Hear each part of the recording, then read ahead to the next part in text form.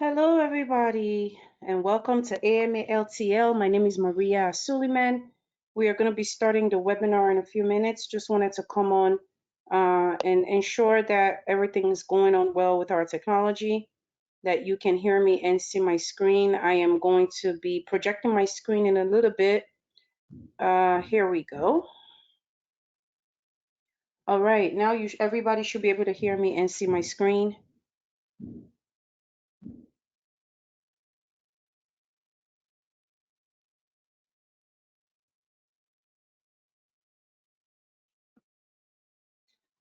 Please type yes in the questions box if you can hear me and see my screen, or raise your hands if you can hear me and see my screen. Awesome, awesome. We have SL Ross. Thank you for raising your hand. We have a large group today. We have and Casey, thank you for raising your hand. We have 59 people registered for this webinar, and I'm expecting a full house. And we're going to be discussing executive core qualifications today, OPM's ECQs. If you are new to the AMA community, welcome. My name is Maria Suleiman. I will be your presenter today. I'm going to put my bio up here so that you can just go through it as you come on, and I will be right back.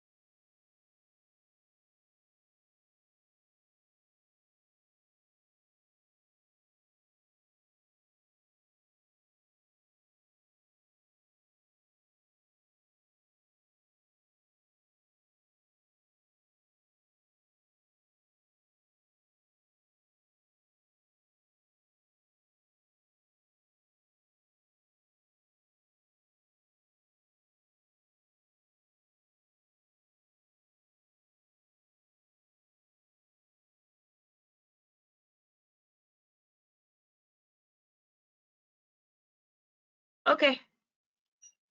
All right. Bye. I'm going and delete some of these. Erica, we can hear you. Mute yourself. Erica, we can hear you. Mute yourself. All right, I'm back. Hello? Erica, we can hear you. Please mute yourself. Okay. Sorry. All right, sorry about that, guys. That's Erica who helps me out here at the office. She's working behind the scenes to make sure that everything is going smoothly with today's webinar. Again, my name is Maria Suleiman. I see a couple more people joined. Welcome, welcome to today's AMA LTL. I will be your presenter today, and we're going to be talking about ECQs, Executive Core Qualifications. As you come on, please just raise your hand. I want to make sure that you can hear and see my screen. We have a couple more people coming on. As you come on, please just raise your hand. Type in the questions box where you are joining from today. We have another 5 minutes before we get started. So I want to hear from you what agency you're with or what company you're with and where you're joining from today. All right, I see a couple more hands raised. So that shows me that you can hear me and see my screen.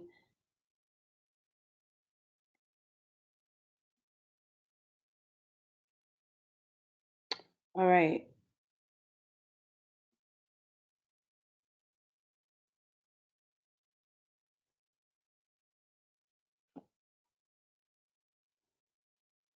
If you feel like it, you can type in the questions box where you're joining from and what agency you're with.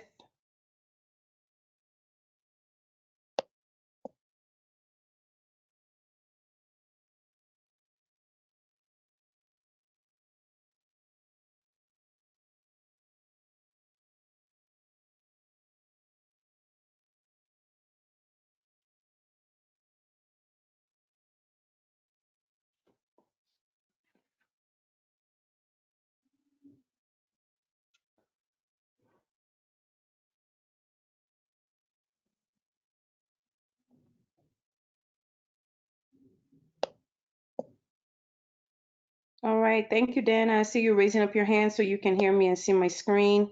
Stephanie, thank you and welcome.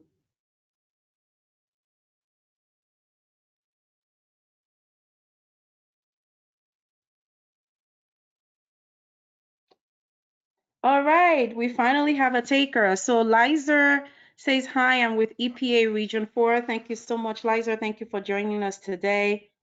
If you are new to our AMA LTL community, welcome. It's the AMA Lunchtime Learning Series, and we do a variety of webinar topics for your personal and professional development. Let me see if we have someone else who's going to say where they're from. So where is Region 4, Lizer? City and state? I'm sorry to put you on the spot.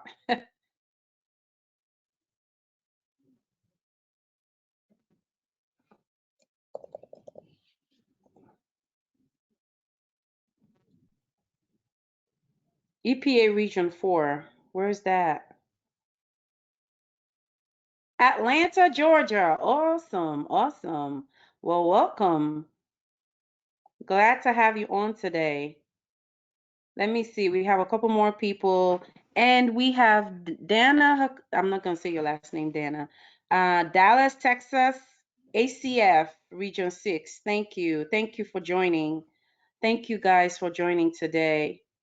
Um, all right. So I've gotten confirmation that we are uh, straight with technology, and everything is looking good. Everybody can hear me, okay, and everybody can see my screen, okay.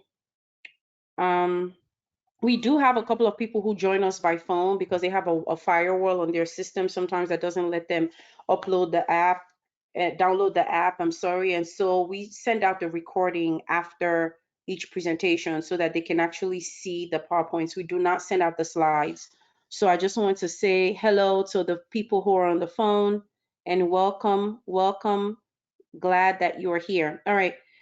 Um, Really quickly, I put my bio up here so that everybody can view my bio. As I said, I'm Maria Suleiman, Managing Director of AMA Consulting. Just quick things I want you to know about me is that I started my business 8 years ago, and we support primarily federal agencies. I'll share a little bit more about our capabilities in a minute. But my background is I'm an organizational development consultant and executive coach. And so I work primarily with emerging leaders to help them develop their leadership philosophy and settling into their new roles, transitioning from management to leadership. And so I started this webinar series 3 years ago because we do a variety of leadership development programs and soft skills training for the federal workforce and leaders. And we're getting feedback. People are saying, well, your training is great. You did a two-day class on effective communication. And we get that maybe once every other year. And then what happens in between? And so there was no opportunity for bite-sized learning in between larger learning programs. And so that's why I started the AMA LTL, and it's featured on different associations for the federal workforce, such as federally employed women, Blacks in government. I also have a healthy small business following that followed me from my days of doing trainings for the SBDCs and the PTAC. So we do topics on entrepreneurship, on leadership, on management, and just professional development as a whole. Okay. So I've been on the government side. I'm a former gov, work with FEMA, work with SBA before starting my company. So I've been on industry, I've been in government, I've been in academia. So I come at this to you with a uh, almost 20 years experience, and also from academia, from government and private industry. All right. So enough about me, a little bit about my company. First and foremost, I hope everybody's doing okay and is safe with the pandemic still going on. Things seem to be getting better in some states, and the curve seems to be flattening and coming down. So I'm praying that everybody's safe. Um, my last webinar was on leadership during difficult times, and we're talking about how some people actually gave feedback about them or their family members who actually had COVID-19 and had lost family members who had COVID-19. So I just want to start out by saying I hope everybody's keeping safe and everybody is pulling through this difficult time. So, AMA Consulting, who are we? We are a small business 8A GSA contract holder, and we offer primarily professional services to federal agencies. We do work in three primary areas, obviously, organizational development. So, we help bureaus, offices, divisions with developing their strategy. We do workforce analysis and support, and that includes training, um, both soft skills training and technical training like project management or acquisition or grants training. Our second line of business, which is our business transformation, I would say our larger contracts fall within this realm. And here we're doing program project management primarily for the Department of Education. That is our flagship customer. We are in different parks within the Department of Education. But yeah, we do program and project support, process improvement, quality management, change management, trainings. We do a ton of training for the department. And on the IT side, we focus on accessibility and data management support, as well as automation, implementing RPA. Okay. So that is who we are as a company. And today we are going to be talking about executive core qualifications. So I did a webinar a couple of months back, and it was about transitioning from management to leadership. And I was talking about the core competencies that you need to have in order for you to be able to transition from management to leadership. And I used the Office of Personnel Management, ECQs, and I picked out a few competencies there that I thought would be very relevant for you to build up to be able to make that initial transition from managing people, from managing projects or things to managing people, which is essentially what leadership is. And so the webinar that was supposed to be half an hour went up to almost a whole hour, and we had this intense and very rich dialogue about ECQs. And so, due to popular demand, I'm doing a whole webinar today on executive core qualifications. Now, I'm not going to go into the whole OPM process of how you become an SES. That's not what this webinar is about. But these are ECQs are the core competencies that OPM has determined that you need to have in order for you to be able to enter senior executive service as a government employee. So today I'm going to go over, there are 5 different major ECQs. I'm going to go over all 5 and then the competencies under each of them. It is a lot of material.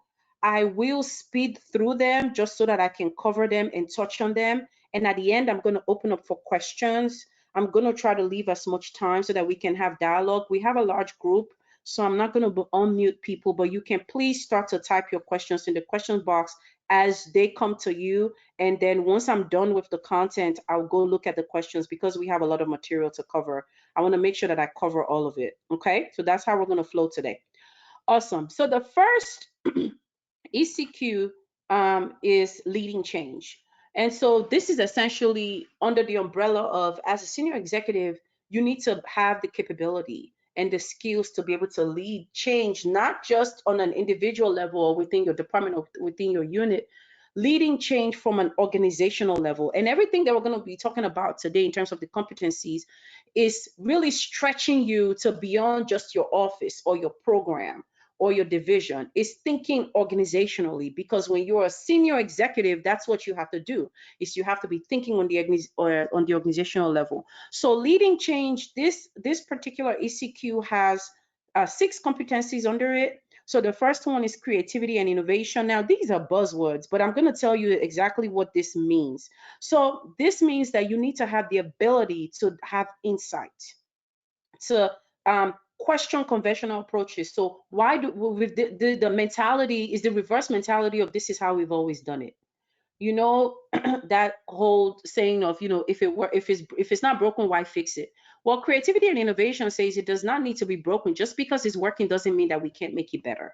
That's what creativity and innovation means. So questioning conventional approaches, encouraging new ideas. Research is part of creativity and innovation, because if you don't seek out the information, you're not going to find it. So cutting edge programs and processes, introducing new ideas and welcoming new ideas. Okay, so that is what this competency is: creativity and innovation. And then next we move to external awareness. This again is thinking on the organizational level. It's the competency where you're able to stay current on local, national, and international policies and trends. So basically, you have a pulse on what is going on the local, national level. You have a pulse on what's going on the industry level, with trade associations, with large nonprofits, with academia. What are the trends? What are the hot button topics? What is the new thing that has been found regarding your program? Is there new data? Is there new research about your program or about the work that you do? So it's having a pulse on stakeholder views. It's also having a pulse on your organization's impact on the external environment. So if you are a funder, if you give out money to state and local governments, or program, or nonprofits or other organizations for specific programs, you want to understand how your organization impacts the larger environment that is connected to the work that you do. External awareness is very important. One of the most important things that you can be as a leader is to have long range vision and broad vision. And so that broad vision is being able to have eyes almost all around your head, to be able to see what's going on, be aware of what's going on in the external environment. And that's for political events, social events, technological events, um, economical events, just like with this pandemic that's going on right now. I guarantee you that your work is going to change. You know, this pandemic has brought a total shift in pretty much how we do everything. So you need to be aware of what that shift is. That's external awareness. And then we move to flexibility. Flexibility is an ECQ under leading change, and it's a requirement. It's a requirement to be able to move on your stance. It's the ability to adapt to new information. Hold on one second. I have a baby crying here.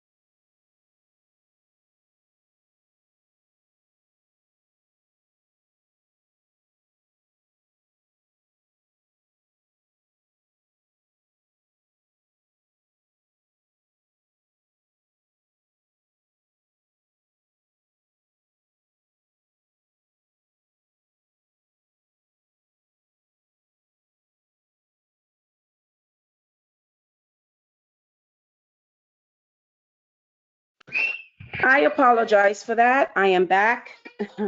I am unmuted. I'm sorry about that. I had to go take care of my baby. We're all working from home. All right, so where was I? I was talking about flexibility. Flexibility, the ability to move on your stance, adapt to new information or changing conditions or unexpected obstacles. So one of this competency just really speaks to your ability to be adaptable. to be agile and not sticking to your stand regardless of what happens. It's just the ability to be agile, adaptable, and respond to changing condition or unexpected obstacles. And next, we move to resilience. So, resilience, this is one of the competencies that I picked out when I was talking about from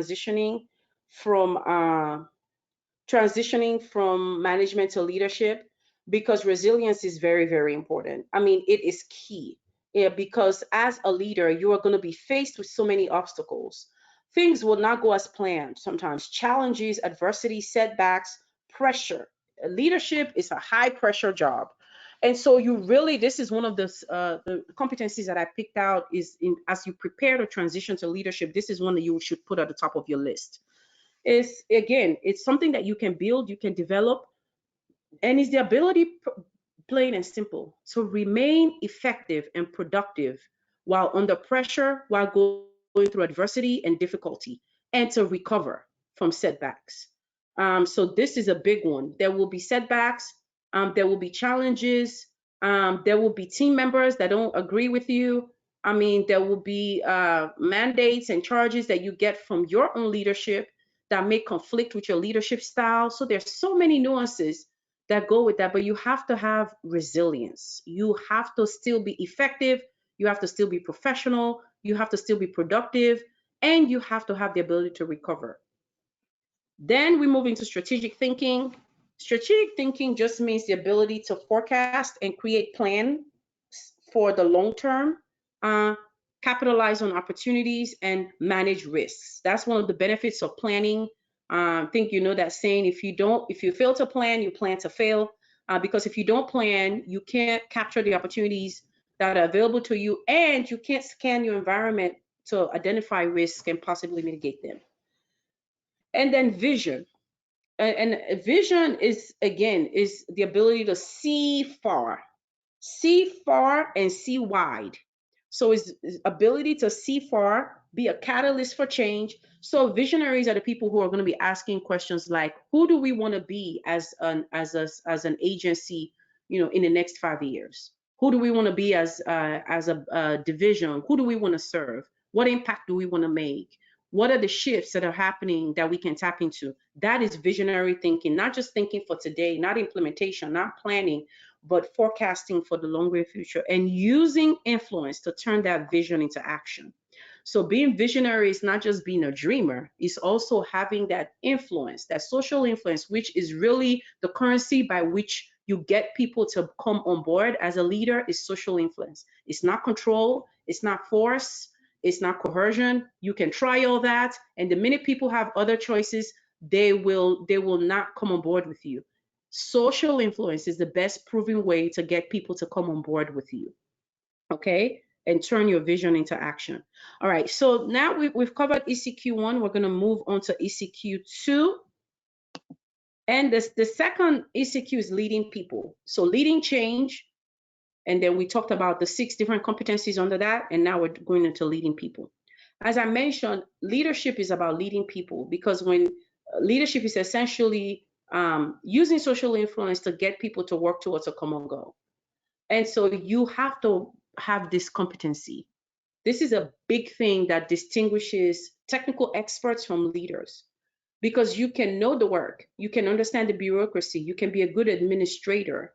But if this is a gap in terms of leading people, there will be challenges in moving things along and also your ability to scale, because as a leader you cannot do everything. You have to depend on your team, and you have to have that multiplier effect. You have to also develop leaders who will in turn develop other people. That is how your reach can be expanded as a leader. So leading people is really important.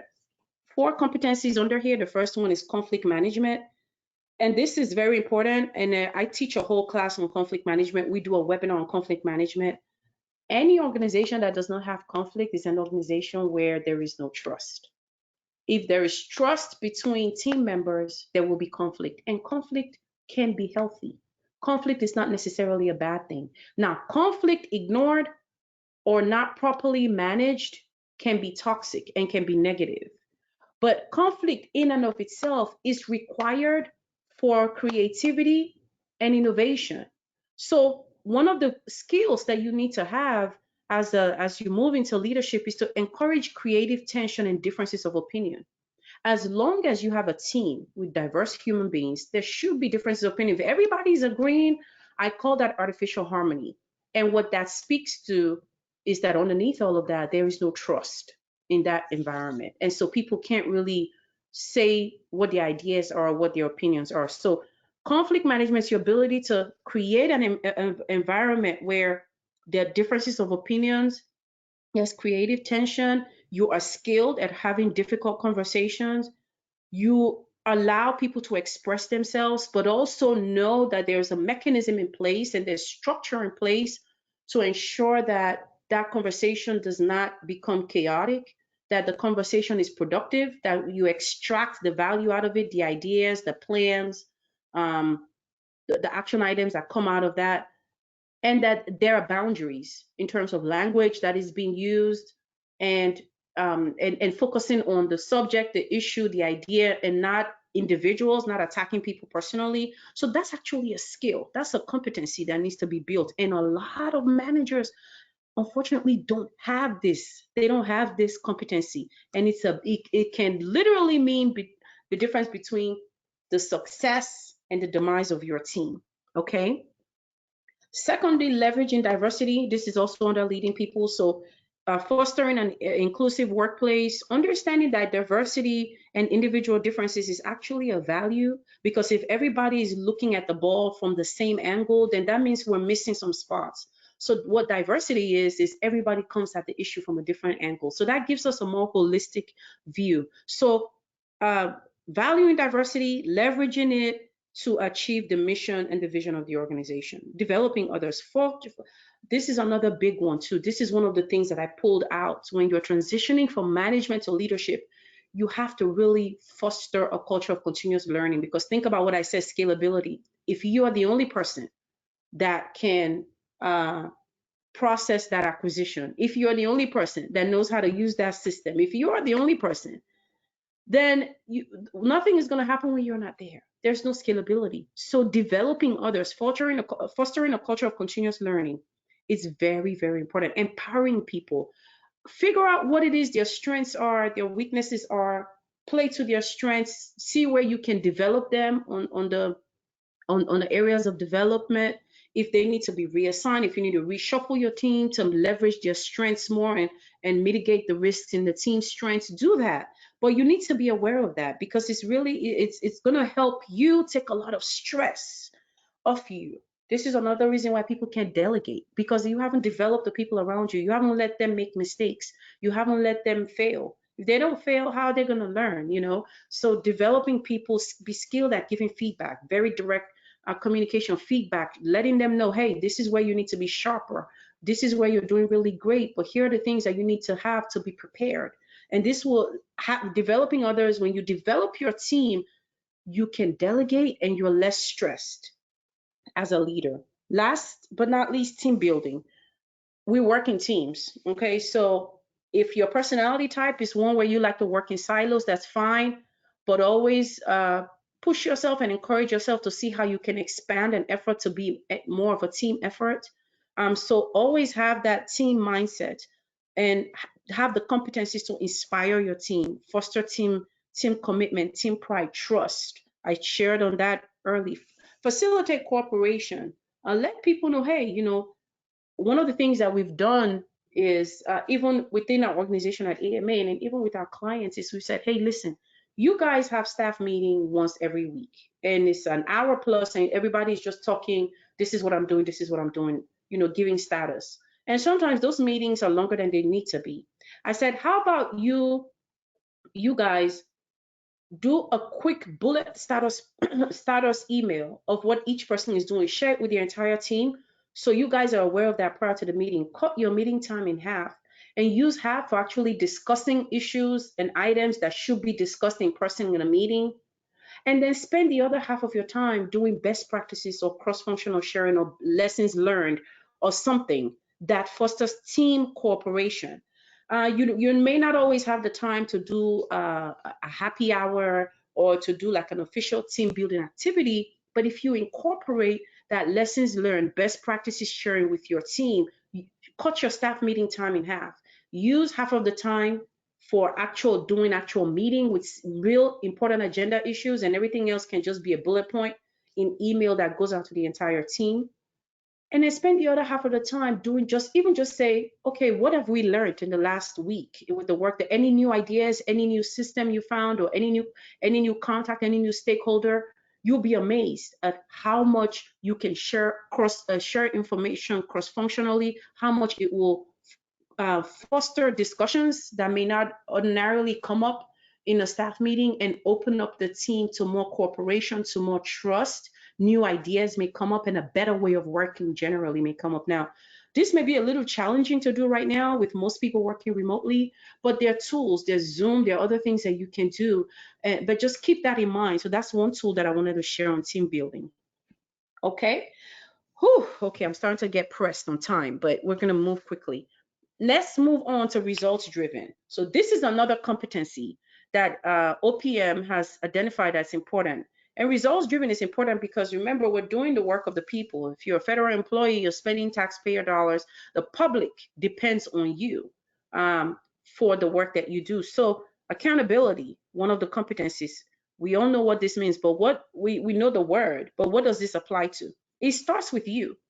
It starts with you. So setting the standard for what people to expect from you as a leader.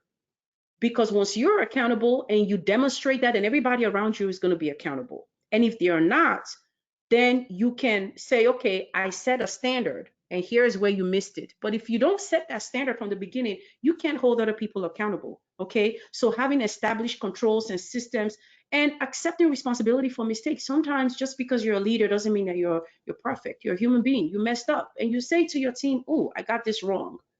And what that does is it lets them know that when they mess up, they don't have to cover it up. They can come to you and it can be fixed, because at the end of the day, that's what matters, is the mission. Customer service. So this is a very big one now. We're seeing a lot of customer service initiatives, customer relationship management. Actually, there's a whole thing now, customer experience. I mean, agencies are actually putting bids out about helping different offices, whether it's acquisitions, whether it's case processing, whether it's compliance, with the whole thing about customer experience. That's a big thing that's coming up now. But it's just really about customer relationship. And first of all, knowing who your customer is, understanding that you're your customer, and understanding that there is a relationship that needs to be maintained, and always improving on that. Decisiveness, that's decision making. Decision making is a big one. This is another one that I pulled out from transitioning from management to leader. The ability to make a decision. Sometimes it's not the perfect decision, and don't let perfect be the enemy of good. And this is where your leadership sometimes will be tested, because a leader that's always liked is somebody who doesn't make decisions. Sometimes when you come down on a decision, there may be people who don't agree, but you have to make the decision. Now, if adjustments need to be made, that's fine. But being understanding the impact of your decision, try to use data as much as possible. We're moving towards a more data-driven world. Try to use data as much as possible, but there's also room for intuition. There's some things that you, just with your knowledge, your experience, you can sense and say, oh, okay, I know where this is going to land, and I'm not going to let us land there. I'm going to make a decision to keep the ship on course. Okay, so that's very important. Entrepreneurship, positioning the organization for success, developing new programs, new services, taking calculated risks, is looking at not just, oh, how can we just do the work today? How can we just achieve our task for today? It's looking, oh, what are new things that we can be doing? Entrepreneurship is essentially creating something new for the benefit of others. That's of value. So that is another competency too that is going to be important as you transition into leadership. Problem solving, again, the understanding that the buck stops with you. So taking that responsibility, I would also align problem solving to responsibility, because you don't necessarily have to be the one solving the problem or be the technical expert all the time, but it's really taking the responsibility of saying there's a problem and I'm going to fix it. So doing the analysis, or investing in that, weighing accuracy of information, generating solutions, and making recommendation. Okay, technical credibility. This is important. In order for you to be results driven, you don't have to be the expert, but you need to know enough about the work, about the program. And it's not a one-time thing, it's continuous learning because things are always changing in every industry. So that technical credibility is important. Have you ever worked for a leader that you know that they're struggling because they don't know the subject matter? They're new, maybe they just got appointed to that post or they just got the job and they're struggling.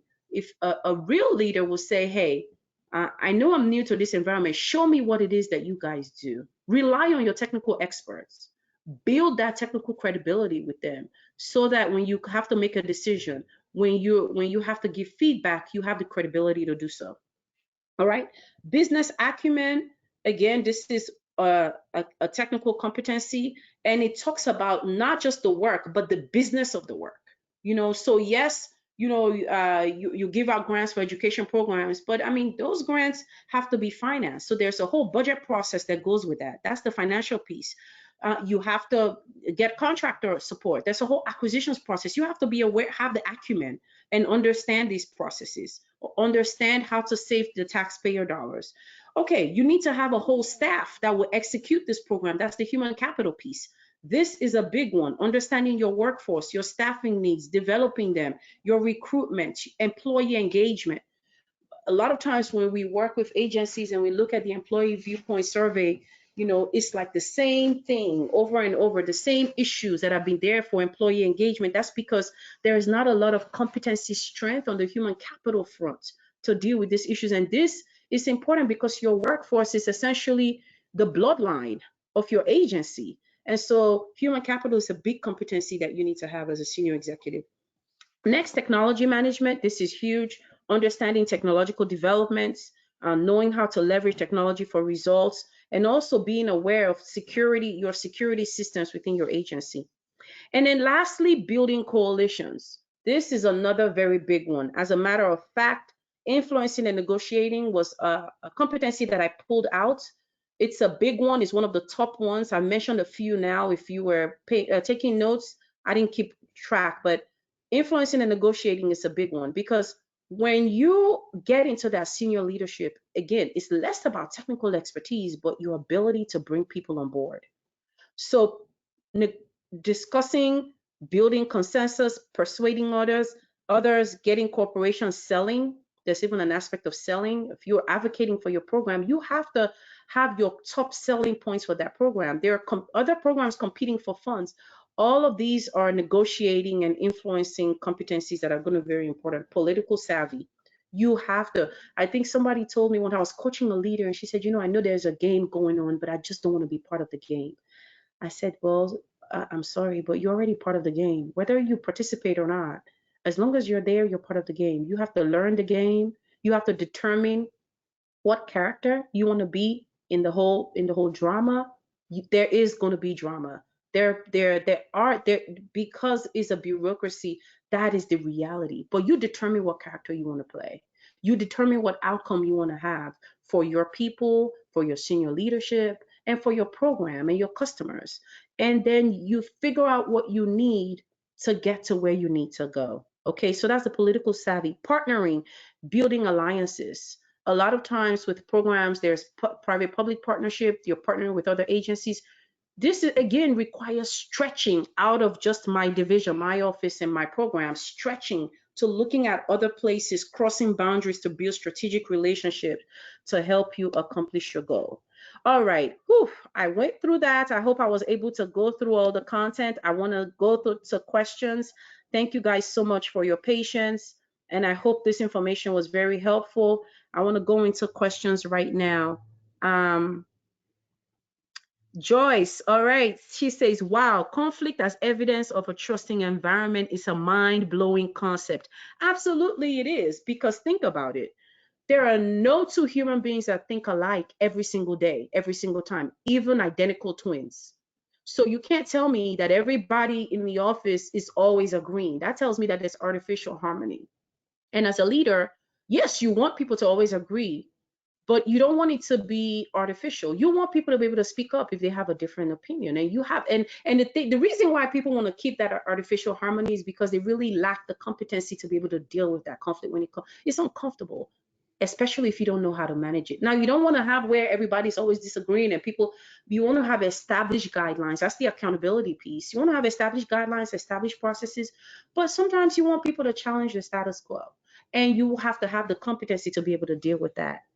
And so can you flash back to ECQ1 for a quick comparison?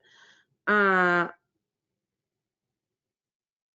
I'm not sure what you mean when you say flashback. Okay, let me just go real quick to ECQ1. So ECQ1 was leading change. So here we're talking about change from a personal level within your team and an organizational level. So on an organizational level, we're talking about creativity and innovation and external awareness. On a personal level, we're talking about flexibility and resilience, because sometimes you just want to be comfortable and not change because you don't have the resilience to deal with all the rigor that comes from change.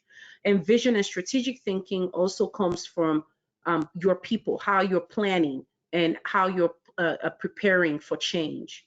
I hope that was helpful. Can we get copies of your slides? No, I mentioned that in the beginning. Unfortunately, we don't give out copies, but we're going to have the recording and we'll post it on YouTube so that you can watch it. We don't give out copies of the slide because we try to keep the content fresh. And so I'm not going to do this topic again this year. We'll probably do it again next year. I try to do just one topic per year. So we don't want you to have outdated information. I missed ECQ5. Can you please provide that to me again? Absolutely.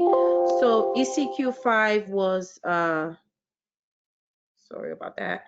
ECQ5 was building coalitions. So this is how am I going to leverage coalitions, strategic partnerships to accomplish what I need to accomplish?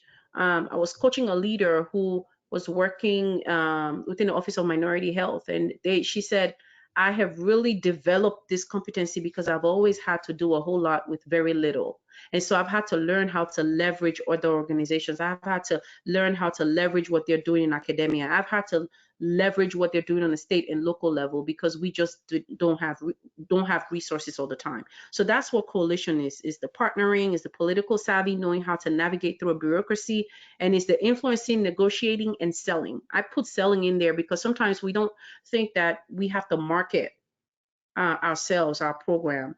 You do, because they're competing, sometimes competing ideas, and you have to be able to provide your unique proposition and your value proposition.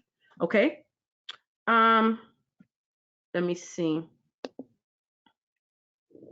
Okay, so Sarah was saying comparison with leading change and leading people. Leadership is about leading people through change. Yes, that's right. So I think what OPM tried to do was to cover all of the top core competencies around where leadership should be. Frankly, I think that this needs to be updated.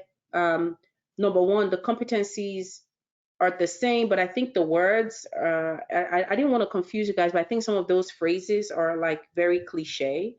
But yeah, leadership is leading people through change. So leading change and leading people, there may be some cross function there.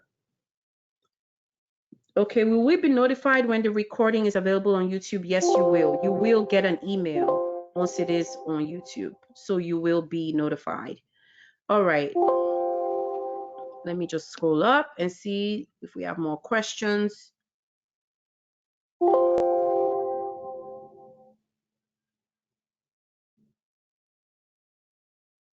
All right, any more questions? I think I addressed everything. Was there anything that I missed? Any question that I didn't get to? I know we kind of went through the slides very quickly. You just want to make sure if you're preparing for as Erica says, yes, I will send out the email today. So Erica will send out the email today once everything is processed in GoToWebinar. So if you're as you prepare to move on to SES, again, all of this may not resonate with you and all of this may not be a big deal at your agency. Another thing, in fact, as a matter of fact, I do a whole webinar on understanding your organization. You have to understand your landscape. You have to understand your agency. You have to understand the structure. You have to understand whether your agency is a more traditional agency or an agency that is more conventional and more apt to change.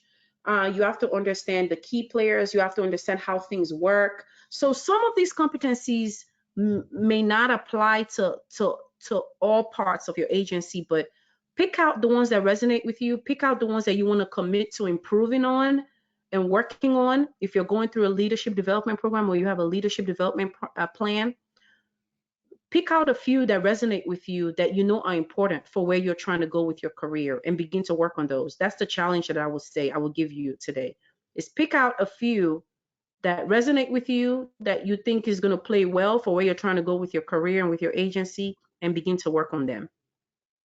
All right, I'm going to look and see if we have more questions. Any more questions? We actually did pretty good on time today. I know that it's past 12:30, but we've been doing good on time. I want to hear more from you guys. Um, there was a lot of content, so I know that you have questions. I'm happy to hang on for another minute and see if we have more questions.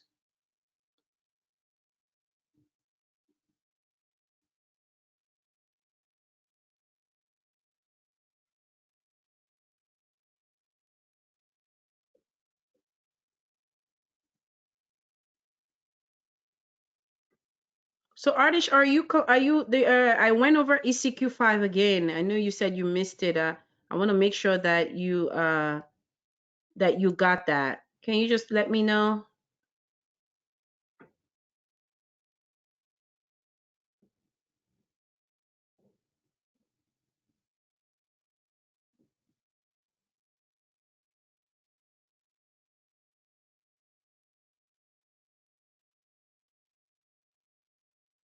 Yes. Okay, awesome. You said yes, I'm good. Thank you. Thank you for that feedback. Great presentation. Thank you, Jennifer. Thank you for joining. All right, looks like we're complete. We don't have any more questions. Thank you so much, guys, for joining. Thank you for being part of our AMA LTL community. So much info in a short amount of time. Thank you. Thank you for your time. Thank you, Candy. Great presentation. Thank you, Artish. Thank you so much. Dana, thank you. You're welcome. All right, guys, thank you for joining us and look forward to our other webinars coming up. And feel free to reach out to me if you want to discuss training for your organization or you need coaching. Feel free to reach out to me. Our information is on here and all of our social media handles are on here. Thank you. I love your sessions. Thank you, Stephanie. Thank you. Thank you so much. Always a pleasure to have you on. Great presentation. Thank you, Liza. Dana, you're welcome. All right. Everybody stay safe, guys. Take care. All right. Thank you, Rawls. All right. Bye-bye.